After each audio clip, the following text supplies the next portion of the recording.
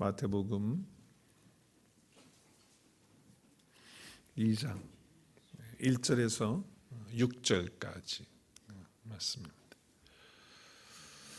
1절 말씀 제가 봅니다. 헤롯 왕 때에 예수께서 유대 베들레헴에서 나심에 동방으로부터 박사들이 예루살렘에 이르러 말하되 유대인의 왕으로 나시니가 어디 있느니 계시냐. 우리가 동방에서 그들의 별을 보고 그에게 경배하러 왔노라 하니 헤롯 왕과 온 예루살렘이 듣고 소동한지라.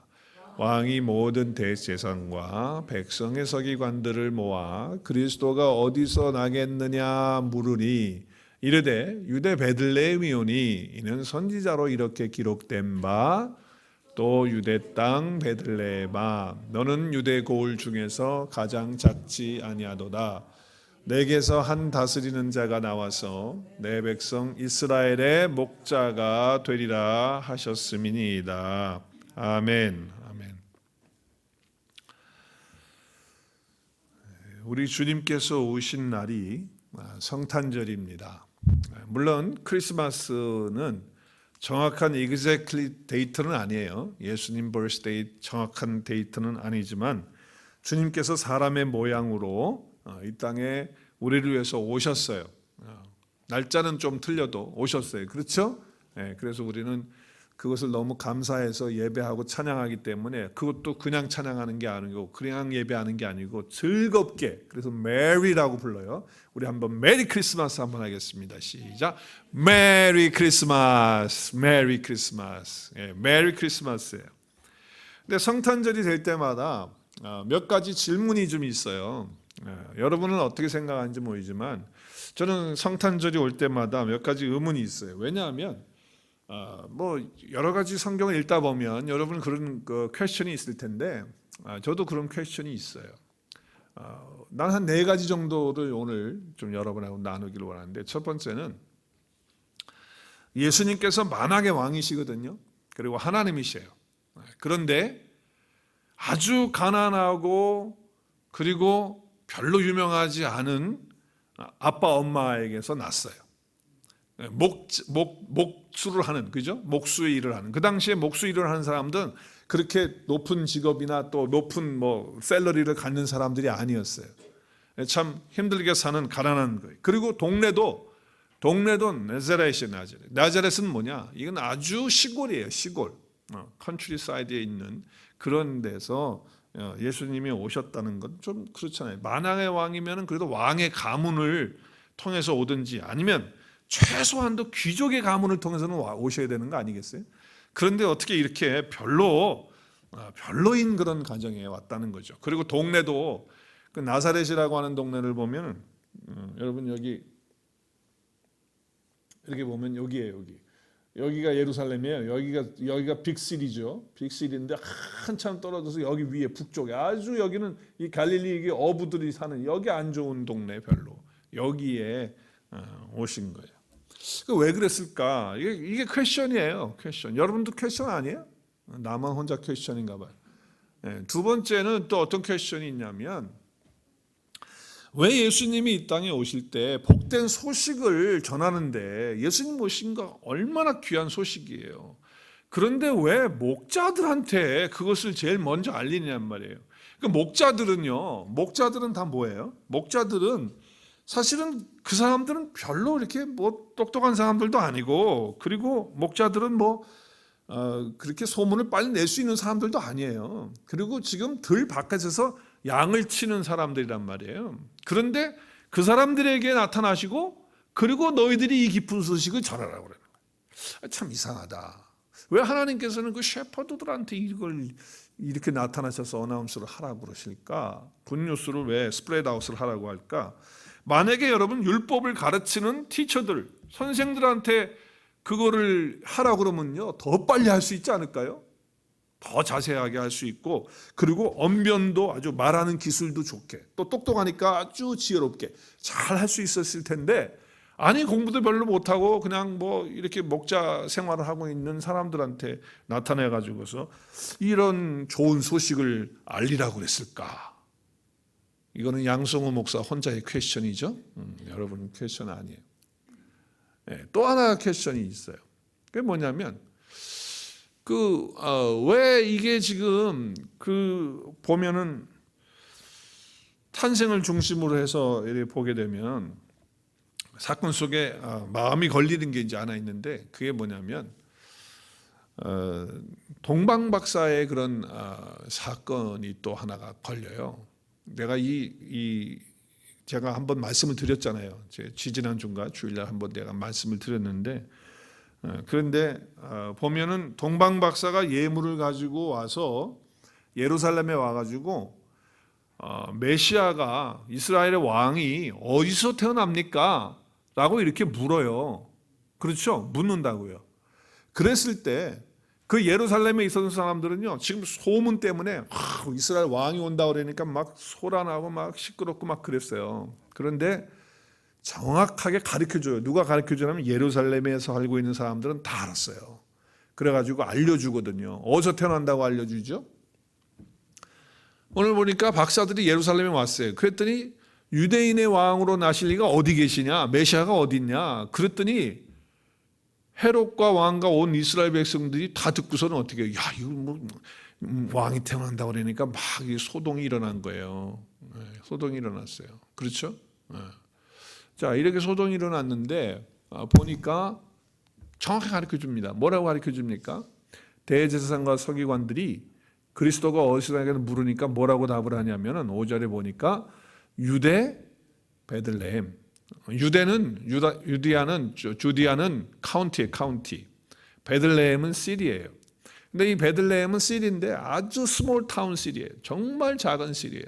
나사렛보다도 어떻게 보면 더 작은 거예요.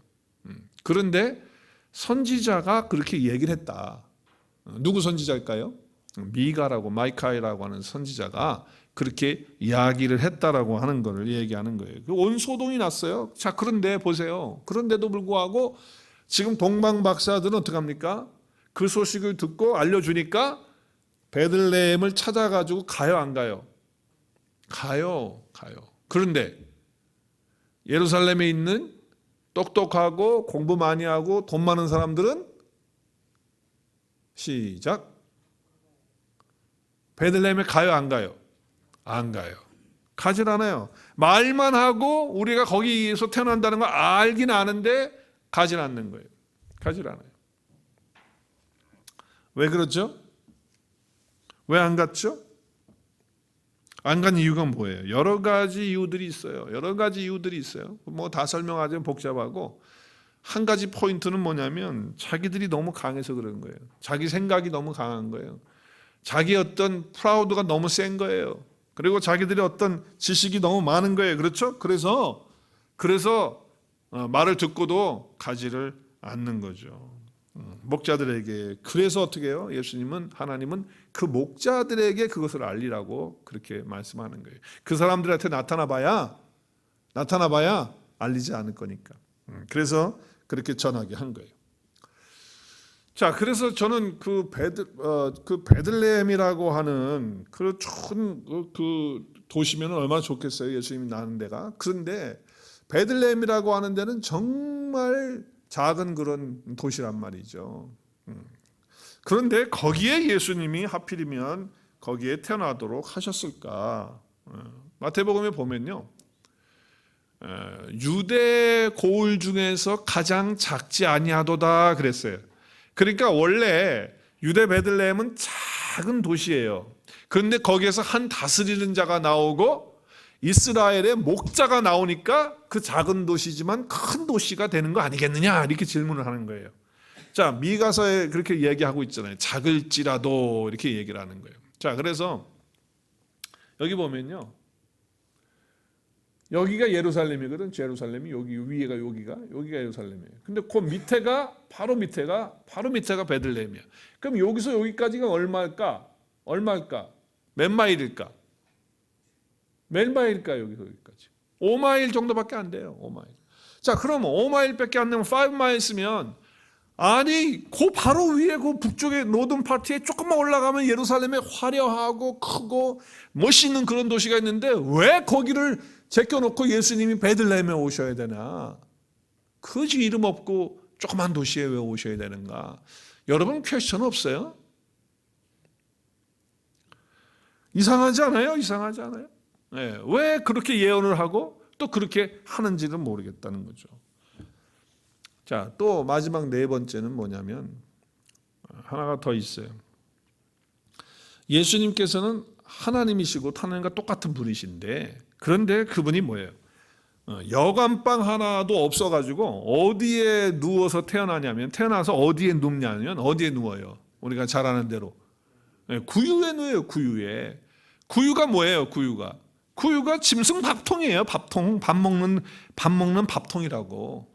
거기에 예수님이 레이다운을 한 거예요. 거기 나오신 거예요. 태어나신 거예요. 그런데 여관방 인 하나도 없어가지고, 호텔은 고사하고 인도 하나 없어가지고, 방 하나가 없어가지고, 룸 하나가 없어가지고 예수님이 왜 이렇게 태어나셔야 되느냐? 모든 일을 생각해 보면 이런 걸로 우리가 생각할 수 있어요. 그건 뭐냐면, 여기 지금 강보에 쌓여서 구유에 누웠다. 여관도 없다. 이렇게 얘기를 해요. 또 우리는 그래서 지금 뭘 생각해 봐야 될까요? 이것을 통해서 겸손한 사람들 찾아서 주님이 오신다라고 하는 거예요. 낮은 사람들을 찾아서 낮은 데로 임하소서. 그렇죠? 주님께서 우리에게 험불하고 우리가 낮고 그리고 비천한 사람들 가운데에 주님이 오신다라고 하는 것을 우리 마음이 부요하면 예수님 오실 수가 없다는 것을 말씀하는 거예요. 우리의 마음속에 겸손함을 가지고 나아갈 때 그런다는 거예요. 자, 목수의 부부를 선택하신 거 한번 생각해 보세요.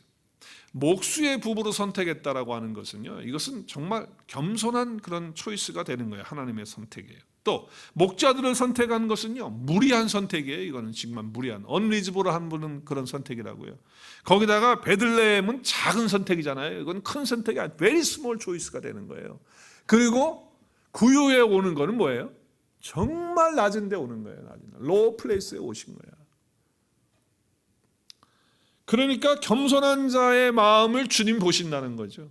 우리의 마음이 낮아지지 않으면 결단코 이 땅에 오신 예수님을 만날 수 있다 없다? 없다는 거예요. 없다는 거예요. 자, 그래서 사도 바울은요 이렇게 얘기를 해요. 뭐라고 얘기를 하면 이렇게 얘기를 하죠. 하나님께서 세상에 미련한 것들을 택해가지고 지혜 있는 자들을 어떻게 해요? 부끄럽게 하고, 또 세상에 약한 것들을 택해가지고 강한 것들을 부끄럽게 하고, 또 세상에서 천한 것들을 멸시받는 것들을, 없는 것들을 택해서 떵떵거리고 뭐 잘났다고 하는 사람들을 패하려고 하신다. 그래서 자기의 육체로는 하나님 앞에 갈 수 없다는 것을 알 수 있도록, 그리고 그것을 자랑하지 못하도록 하기 위해서 예수님께서 그렇게 그 모양으로 오신 거예요. 그래서 우리는 정말 내가 미련하고 나는 정말 부끄러운 자고 나는 천한 자고, 그래서 나는 예수님 없이는, 하나님 없이는 살 수 없는 존재라는 그것을 인식하고 그 앞에 엎드리는 자만이 그렇게 오신 예수님을 맞이할 수 있고 믿을 수 있다는 거예요. 자, 근데 오늘은 이제 세 번째로 제가 퀘스천을 던진 베들레헴에 오셔야 되는 이유에 대해서 제가 조금 더 구체적으로 좀 얘기를 좀 나누고 싶어요. 좀 스페시픽하게 정말 우리가 이제 험블한 라이프를 우리가 살고 주님 앞에 나오는 그런 삶이 필요하지만, 베들레헴에서 오신 이유는 또 어떤 것들이 있을까? 그걸 잠깐 생각해보고 예배를 마치겠습니다. 길게 하면 또 내일 또 교회들 안 나오실까 봐. 누가복음 2장 11절에 보면, 이날 다윗의 도시에 너희를 위하여 구원자 곧 그리스도 예수께서 태어났다. 다윗의 도시가 어딜까요? 다윗의 도시. Where is the David's city? 타운이 어디예요? 네? 어디가 데이비스의 타운이에요? 베들레헴이에요. 베들레헴이 바로 데이빗의 컨트리, 거기 자기 고향이고 자기가 태어났던 곳이고 자랐던 곳이에요. 그런데 예수님은 다윗의 후손으로 이 땅에 오셔요. 물론 혈통으로 그렇게 오시는 거지 실제적으로는 다윗보다 먼저 계신 분이시니까. 자, 그래서 그렇게 태어나시게 됩니다. 자, 누가복음 2장 3절 4절에도 보니까 요셉도 다윗의 집 족속이에요. 그러니까 예수님의 육신적인 피지컬 아빠가 조셉이죠. 제이콥이 아니고 조셉인데 다윗하고 같은 혈통이란 말이에요. 다윗의 혈통이. 그래서 베들레헴에 이제 있는 거죠. 그 다윗의 동네로 간 거예요. 자, 이 동네는 아까 마이카에서 얘기한 것처럼 작은 마을 중에 하나다라고 하는 것이죠. 자, 그러면 아까 작다라고 하는 것은 이제 우리가 험불한 것으로 얘기를 했는데 그거를 더 좀 뛰어넘어서 이 베들레헴이라고 하는 것에 대한 그 의미는 그 월드에서 우리가 찾아볼 수 있어요. 베들레헴은 히브리어로 베이틀레헴이에요. 베이틀레헴인데 두 개의 단어가 같이 컴바인 된 거예요. 베이트는 뭐냐면 베이트는 뭐냐? 베이트는 뭐냐면 하우스예요. 집이에요. 집. 레헴은 빵 또는 떡. 그러면 그걸 합치면 뭐예요? 무슨 집이에요? 빵집이네. 빵집, 떡집이 되는 거예요. 빵집, 떡집. 거기에 중요한 의미가 담겨져 있어요. 떡집이 됐다, 빵집이 됐다라고 하는 건. 자, 오늘날 우리는 하나님의 집이에요. 저와 여러분이 다 하나님의 집이 됐어요. 잘 보셔야 돼요. 성경을 이따가 좀 보겠어요. 그리고 예수님과 우리가 주님의 몸으로 하나가 됐어요. 한 몸, 유나이티드 된 거예요. 자, 그래서 성경은 뭐라고 얘기하냐? 우리를 그리스도의 집이라고 얘기를 해요. 그리스도의 집. 또 그리스도와 한 몸 된 우리는 주님과 한 빵이에요. 한 떡이에요. 한 떡. 자, 이제 그거를 제가 설명을 할게요. 자, 히브리서에 보면 3장 6절에 보면 그리스도는 하나님의 집을 맡은 아들로서 그 다음에 언더라인 한데 우리는 그의 집이라. 그의 집이 누구의 집입니까? 예수 그리스도의 집이라는 거예요. 우리는 주님이 계시는 그런 집이다라고 하는 것을 이야기하고 있어요. 자, 그럼 빵에 대한 얘기를 한번 보죠. 빵에 대한 얘기. 자, 빵에 대한 얘기는 떡에 대한 얘기는 고린도전서에 보면 떡도 하나고 또 많은 우리가 하나다. 그래서 우리가 다 한 떡에 참여했다. 그 한 떡이 뭐예요? 예수님이 떡인데 그 떡에 우리가 어떻게 됐다는 거예요? 같이 어떻게 됐다고요? 한 몸 됐다. 하나가 딱 한 덩어리로 딱 됐다는 거예요. 자, 그렇기 때문에 오늘날 다윗의 동네에 태어난 구주는 뭐냐? 2000년 전의 사건으로 끝나는 것이 아니고 오늘날의 베들레헴 그 빵집, 떡집이신 그 주님 안에 우리가 이제 어떻게 하는 거예요? 태어나는 거예요. 그래서 우리와 한 떡이 되어주신 분, 한 빵이 브레드가 되어주신 분이 누구냐? 예수 그리스도라는 거예요. 그래서 우리는 그분을 먹고 살아야 되는 거예요. 그분을 매일 데일리 브레드로 먹고 살아야 되는 거예요. 우리와 영원한 한 떡으로 한 빵으로 하나님의 집, 곧 하나님의 몸 안에 있게 해주신 그분이 바로 오신 날이 성탄이에요. 성탄. 그래서 찬양해야 돼요. 감사해야 돼요. 그래서 아버지께 영광을 올려드리고 그리고 우리의 떡을 이제는 나눠줘야지. 다른 사람이 나눠줘야지. 내가 먹은 떡을 이제 예수님과 함께 먹은 떡을 나눠줘야 된다. 자, 그래서 하필이면 왜 베들레헴이라고 하느냐? 그것은 떡집에서 예수 그리스도 안에서 이 말씀을 먹어야 되기 때문에. 예수님은 우리가 먹어야 살기 때문에 오신 거예요. 그래서 베들레헴에 오신 거예요. 떡집에 오신 거예요. 빵집에 예수님이 오셨다고요. 자, 그러면 왜 하필이면 구유냐? 구유는 뭐예요? 구유는 아까 뭐라고 그랬어요? 밥통이에요. 밥통. 누가 먹는 밥통이에요? 짐승들이 먹는 밥통이에요. 그냥 먹는 거예요. 먹는 거. 예수님이 짐승의 그 밥통에 온 것도 나를 먹어야 산다라고 하는 의미를 보여주고 있는 거예요. 자, 그래서 구유에 누였다. 여관 방 한 칸이 없어서 예수님이 정말 그게 없어서 하나님이 뭘 못하셔? 방 하나 만들어도 되지. 유미 집사님 그렇지 않아요? 방 하나 있어라 그럼 있어져요? 없어져요? 있어져요. 왜 뭘 못하시냐고. 그런데 이렇게 하신 이유는 어떤 미닝이 있는 거예요. 거기 뜻이 있는 거예요. 계속해서 구유에 누웠다고 얘기를 해요. 그러면서 뭐라고 그래요? 너희에게 표적이다. 이게 사인이라는 사인. 구유에 누이는 게 여관방이 아니고 어떤 호텔이 아니고 왜 구유에 있어야 되느냐? 그게 사인이다. 설명하는 거예요. 자, 그래서 마리아와 또 구유에 누이는 아기를 찾아 계속해서 구유를 강조하고 있어요. 구유를. 거기에는 분명한 뜻이 있는 거예요. 그것은 뭐다? 시작. 여러분 식인종이에요? 우리가 예수님 어떻게 먹어요? 네, 답이 다 나왔네, 그죠? 예수님이 말씀으로 이 땅에 오셨어요. 육신이 돼서 오신 분이 예수님이야.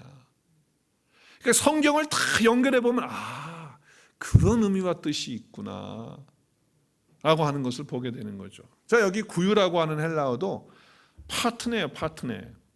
그래서 여러분 파네라가 여기서 나왔는지도 모르겠어요. 빵집이 파네라가 파트네, 파네라 그죠? 비슷하지 않아요? 네, 파트네.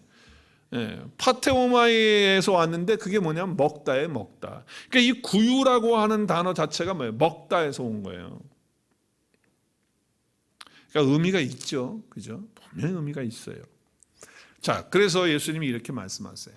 자, 내 살은 참된 양식. 이제 본격적으로 나오시는 예수님이 내 살을 먹으라는 거예요. 내 피를 마시라는 거예요. 아니 이게 무슨 드라큘라도 아니고 지금 무슨 식인종도 아니고 그런데 설명을 하잖아요. 그게 뭐다고요? 설명하잖아요. 미닝을 뒤에서 얘기해요. 내 안에 거하고 나도 그의 안에 거하고. 예수님이 내 안에 오시고 나도 예수님 안에, 그래서 연합이 되는 한 빵이 되는 이거예요. 이 사건을 얘기하는 거예요.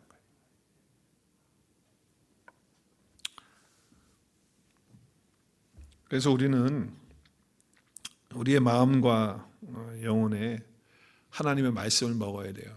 그래서 예수님이 내가 생명의 떡이라고 얘기하는 거예요. 내가 베들레헴에서 온 이유가 바로 내가 생명의 떡이기 때문에 베들레헴에 와야 된다. 물론 그 도시가 작아서 낮아져서 오는 것도 미닝이 있지만 그 이름의 뜻 가운데에 떡집이기 때문에 내가 생명의 떡이니까 나는 거기 와야 된다라고 하는 말씀을 주시는 거예요. 그래서 그 떡을 먹으면 영원히 사는 이터널 라이프를 갖는 그 삶이다 라고 하는 거예요. 그러면서 참된 양식이 바로 예수님이다 말씀을 주시는 것이죠.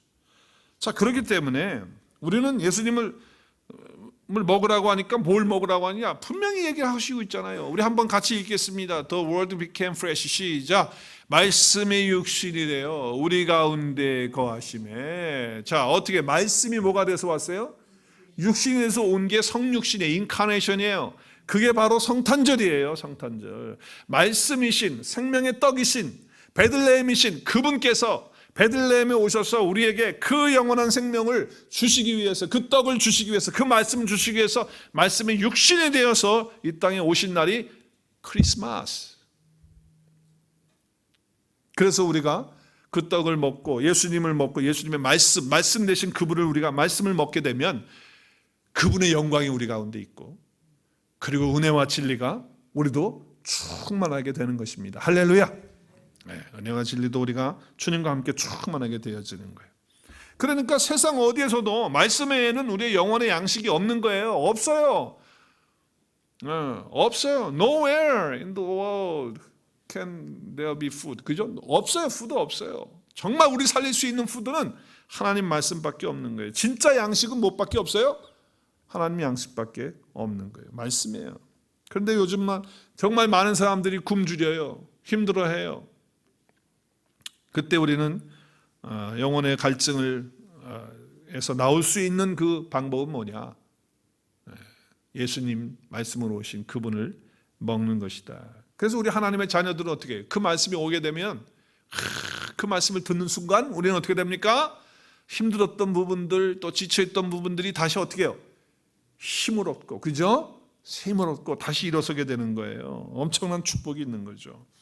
예수님은 이 사실을 떡을 만들어서 먹이시면서 우리에게 말씀을 주신 거예요. 정말 우리에게 참된 양식이다. 자기 자신이 그렇게 선포하고 자기 자신이 그렇게 이야기를 하셨어요. 그렇죠? 생명의 떡이다. 내게 오는 자는 결코 줄이지 않는다. 영원히 목마르지 않는다. 믿으십니까? 네. 그래서 우리는 예수님만 붙들어야 돼요. 여러분, 신앙생활은요 다른 거 없어요. 신앙생활의 본질을 한번 따라하겠습니다. 신앙생활의 본질은 예수님만 붙들면 됩니다. 예수님만 먹으면 됩니다. 네, 그러면 신앙이 쉬워져요. 근데 예수님 놓치게 되면 이게 이제 헤매는 거야. 예수님 놓치면 헤매는 거야. 그 생명의 떡이신 예수님 못 먹으면 그때부터 이제 우리는 신앙이 제대로 되질 않는 거예요. 이상한 방향으로 가는 거예요. 교회에서 신앙생활 하는데 이상하게 가는 거예요. 그러나 예수님 붙들고 예수님 안에서 내가 그 양식 먹고 살면 아무 문제가 없는 거예요. 왜냐하면 성탄의 주인공이 예수님이시고 우리 삶의 주인이 예수님 되시면 그렇게 된다라고 하는 거예요. 그러니까 날마다 하나님의 말씀을 우리가 공부하고 그 말씀 먹고 그리고 그 말씀 가운데 우리가 살게 되면 그러면 우리의 믿음은 바른 믿음 가운데 되게 되고 그리고 정말 질적으로 주님과 깊은 관계 속에서 우리가 정말 그런 시간을 갖지 않는다고 한다면 우리는 절대로 변화되지 않아요. 교회 오래 다닌 거하고 아무 관계 없어요. 정말 나하고 주님과하고 어떤 깊은 딥 릴레이션십이 이루어지지 않으면 말씀을 먹으면서 이 말씀의 맛이 어찌 그리 단지요, 이 말씀이 나에게 정말 생명이 됩니다, 이런 걸 체험하지 않고는요, 그렇지 않고서는 뭐냐, 결단코 영적인 우리의 사건의 어떤 성장이나 또 우리의 변화가 있을 수 없다는 거예요. 절대로 예수님과 나와의 관계, 어떤 질적인 그런 퀄리티 있는 그런 어떤 관계에 내 삶을 투자하고 그렇지 않다고 한다면 우리는요 절대로 변하지 않습니다. 변할 수가 없어요. 그래서 예수님을 오늘 우리에게 보내주신 것입니다. 할렐루야. 얼마나 감사합니까? 자, 말씀을 정리합니다. 우리 예수님 오신 이제 그날이 크리스마스니까 그래서 오셨어요. 우리 먹이시려고. 그래서 우리 살리려고. 자, 그러면 이제 결론. 자, 이제 우리 여러 가지 오늘 얘기했어요. 우리는 정말 겸손하지 않으면 내가 낮아지고 나는 천한 자고 나는 죄인이고. 그러니까 내가 죄인이라는 걸 인정 안 하는 사람은 예수님 못 만나잖아요. 그죠? 그런 메시지가 오늘 있었다. 그리고 두 번째로 오늘 베들레헴 동네라고 하는 그 베들레헴의 뜻이 뭐다? 떡집, 빵집이 더 쉬워, 그죠? 빵집. 우리 아틀란타의 빵집 이름들 한번 대봐요. 모차르트, 또 빵집이 핸드그레이트, 그 다음에 파리바게트, 또 하나 있는데 하얀 풍차, 또 나보다도 모르시네. 뚜레쥬르. 뭐 제가 많이 아는군요. 네? 빈센트. 빈센트. 빵집 많아요. 베이커리 많아요. 자, 우리 그분과 우리 베들레헴으로 오신 그 빵집이신 예수님 안에 내가 태어났다. 오늘 나도 태어난 거야, 같이. 태어나서 이제 주님과 한 빵이 되는 거야, 한 떡이 되는 거야. 그래서 거기서 매일 먹고 살면 얼마나 우리 배부른 삶이 되겠어요, 그렇죠? 그래서 우리는 주님이 이루어 주신 영원한 몸 안에서 정말 성탄의 이 기쁨과 즐거움을 이 주님의 몸 안에서 함께 누리고 먹고 마시는, 또 그리고 이제 그것을 나누어 주는 그런 자들이 되어야 된다. 그래서 요한계시록에서는 이렇게 이야기를 해요. 우리 같이 한번 읽겠습니다. 시작. 볼지어다 내가 문 밖에 서서 두드리노니 누구든지 내 음성을 듣고 문을 열면, 중요해요. 그 다음에 중요해. Very important things. 그 다음에 내가 그에게로 들어가서, 그 다음에 next step, 그와 그 다음에 더불어 어떻게 해요? 먹고 나는 그와 더불어 먹으리라. 할렐루야. 이런 먹는, 주님과 이 먹는, 주님을 먹는 이런 기쁨과 즐거움과 그런 풍성함의 그런 삶이 있어지기를 바랍니다. 할렐루야. 네, 여러분 성탄에 정말 주님 앞에서 더 낮아지고 더 겸손한 삶이 이루어질 뿐만 아니라 생명의 떡으로 베들레헴에 오신 그 주님을 우리가 마음껏 먹고 함께 주님과 교제하는 그런 풍성함이 있어지기를 주님의 이름으로 축복합니다. 네, 우리 함께 기도하는 시간 갖겠습니다. 우리